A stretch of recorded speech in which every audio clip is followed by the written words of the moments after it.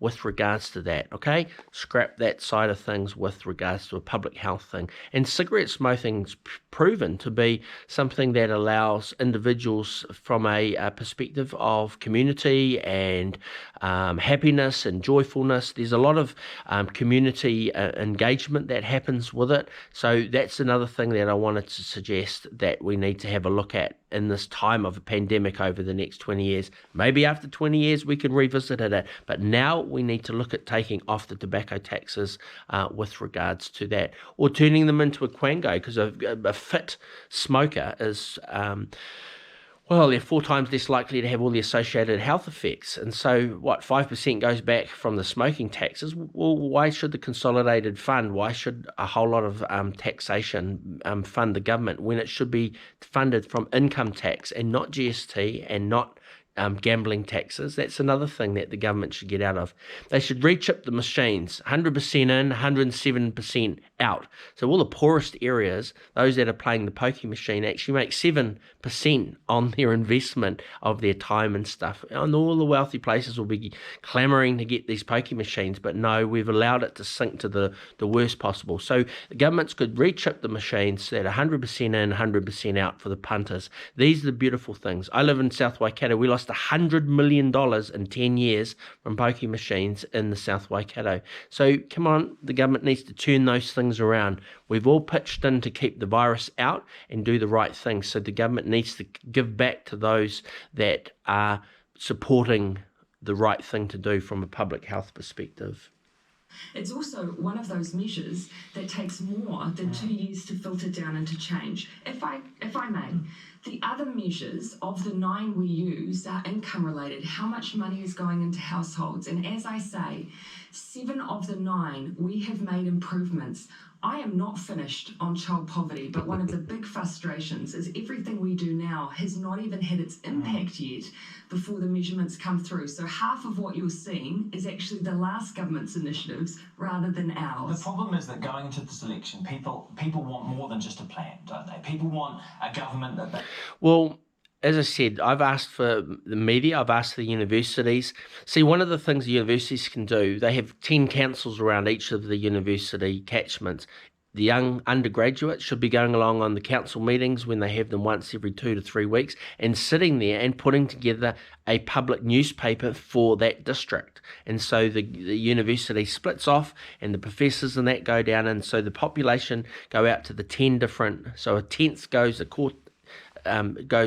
out to each of the councils and listens to what they're talking about and writes a newspaper and said what's going on for the community. That's the sort of development that we need in New Zealand, so that we bring the institutions of the Fourth Estate and councils and bring them up. Yes, central government can do a lot, but a lot's not happening. I've put in that the mayor has to get the mandate from the other elected members on who she chooses as a deputy. John Key's government made it that they could hire and fire. Well, that completely upset 100 years of councils in New Zealand. Those things need to be reversed, okay? Know has the capacity to deliver on a plan. And when they compare some of those explicit promises from the last election, some of those big policies, there will be many New Zealanders who say, yes, this government said the right things heading into the last election, but they haven't been able to deliver what they explicitly promised. Yeah, so I think the interesting thing is this Prime Minister may be the Prime Minister that gets 4 terms. However, I also realise that there's a strength in the Cabinet with New Zealand First and the Greens. So steady as she goes. So yes, you have a mandate going into the next election, but maintaining a similar structure that has been successful to date through the next 3 terms is something that you need to focus on and enshrine that in a long-term coalition agreement. There are wonderful people coming through like Shane Jones and in your Chris Hipkinson and also the old health minister. That person he's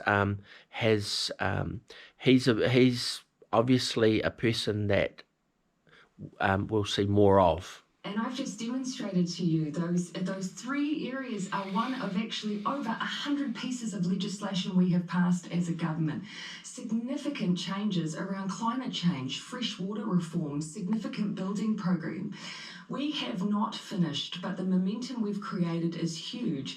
And what I'll be asking Kiwis, particularly in this period of rebuild and recovery, is let's not lose that momentum. Now is not the time for change. Now is the time to keep going. This week, and So I'm going to chime in there, and when she said keep that momentum going.